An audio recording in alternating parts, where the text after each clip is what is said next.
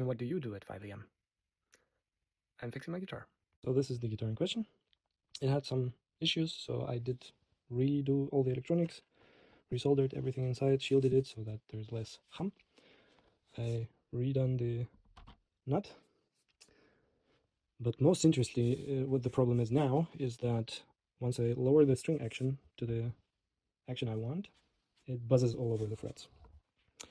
And to eliminate the buzz, I have to higher the action too much, including the truss rod adjustments. So what do we do now? I figured, well, since it also had the problem that it was catching the string on one of these frets, which I fixed by putting the fret back in and putting some super glue, I figured, well, the frets are probably not glued in. So this is what I'm going to do now. But how do you do it without pulling out the frets, right?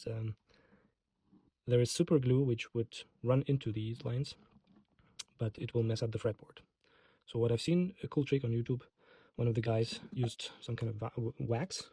So I found this at home from Deichmann. And the thing is, super glue doesn't stick to wax. I have to test that, but I guess that's true. So my idea, I will put wax here on the sides of the frets. And then once it's dried, I will also cut with with these blades from this knife. I'll cut little lines in there so that the glue has somewhere to go.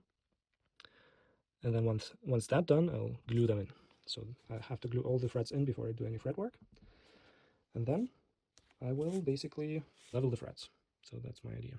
Because I have used this fret rocker to actually tell if the frets are level, and they're not. So even like the second fret here, you can, yeah, well, now it's kind of dead straight and it works, but it does rock a little.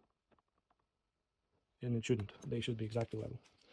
Yeah, so that's what I'm going to do soon. Stay tuned. This is how it looks with the wax freshly applied. So I tried, yeah, basically the idea is to avoid super glue sticking to the fretboard. So I try to apply it wherever I will be doing this. And when it dries, I'll cut the little holes for the super glue. So I try to avoid the inlay dots, because if you wax them, you'll have to remove the backs and you may damage them.